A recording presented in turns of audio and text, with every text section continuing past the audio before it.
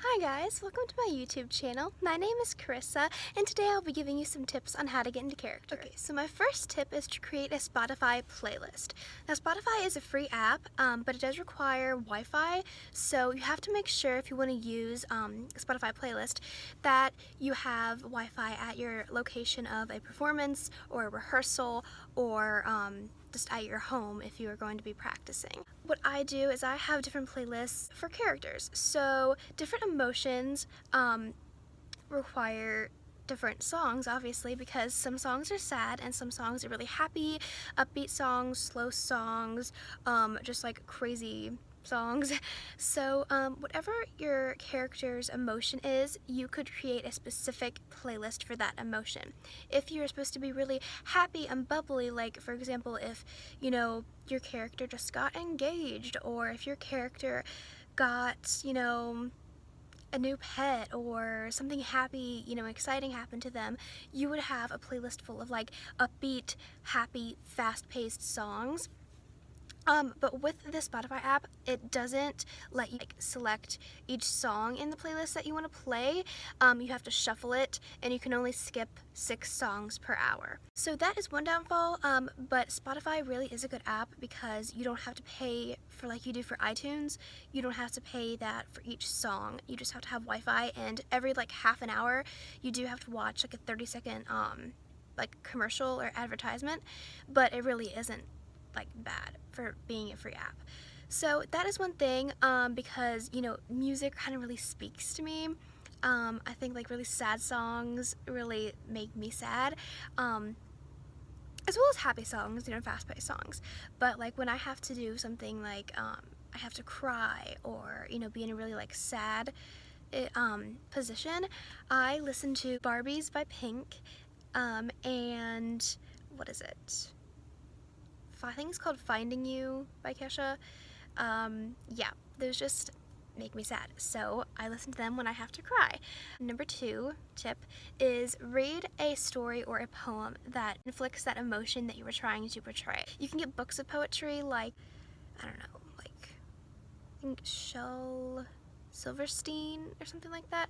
He's a poet. He has books of poetry, and most of his poetry is like silly stuff, but could read like Dr. Seuss books if you're supposed to be like happy and like giddy and childhood. Number 3, relax, close your eyes, think of a time that you felt that emotion. Really think of a time that you were happy or sad or angry, and kind of picture that in your mind, and it really helps you become that emotion, become that character that you're supposed to be. One of my happiest memories that I have is when I went to Daytona Beach, and I remember seeing the ocean for the first time, and like this was only like a year ago, and I've never seen the ocean before this. I've never been on a beach before. It was the first time that this happened to me, this first experience. So it was really, really memorable, and it made me so happy. The sky was so beautiful, blue sky with big puffy clouds. It was just amazing. And the sand was soft under your feet, the water was loud and just beautiful, and it was so peaceful and happy. I can feel how I felt when I first saw that.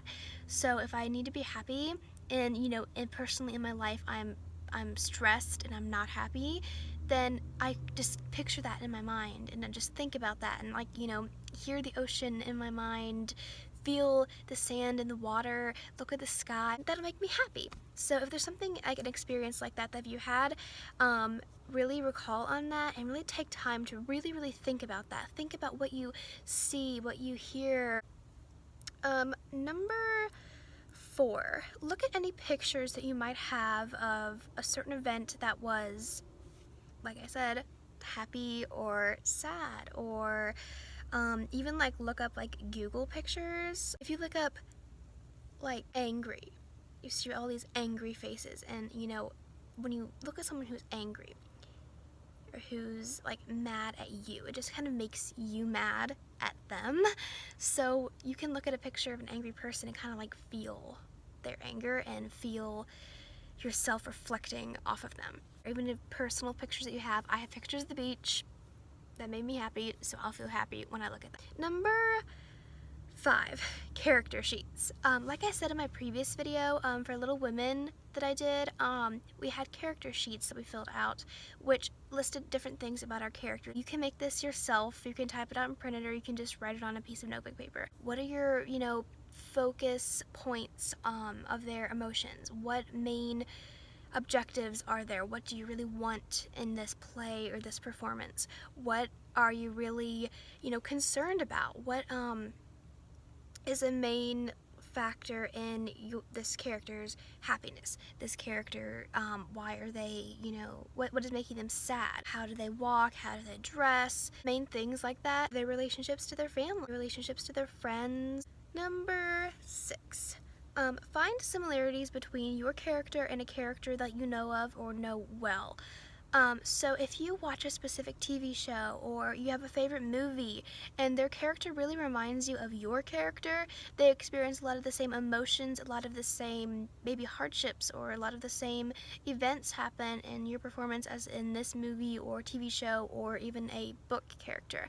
Think of that character, find similarities between them, link them together, because if you know how this character kind of reacts to these things and how they really process their emotions, you might be able to translate that into your performance. But it's really important not to copy this character's style and how they specifically do it. Evaluate it, learn from them. Number 7. If there are any lines that you have that are heavy in emotion, I would go home and practice and record them on my phone. You don't have to record video of you doing it, which that would be really helpful to see how you are actually looking part of an audience, seeing yourself perform. That would be helpful. But you also could just record voice memos on your phone of you delivering your lines, which are again heavy in emotion. Really put your all into that, focusing on your words and not just your movements. When you're done with that, listen to them and see how you would react if that person was talking to you, and just be yourself and listen to this character and see how your reactions are to this person as if they were talking to you, and how it makes you feel and how your opinion is of someone else. Because when we're in real life and we hear people talk to us a certain way, they have specific characteristics to them, and characteristics to their voice and characteristics to their reactions. We kind of mimic them sometimes, especially our parents or something. And if we know that they do a certain thing or they say a certain thing so many times, if they say it a certain way, we know how they are, and we can mimic them, we can become them, kind of mock them, but we're still acting like we are them because we know their character. Hearing someone else like that can kind of really help you know how to portray them. Okay guys, thank you for watching this video. Please like this video, leave me a comment, and subscribe. See you next time.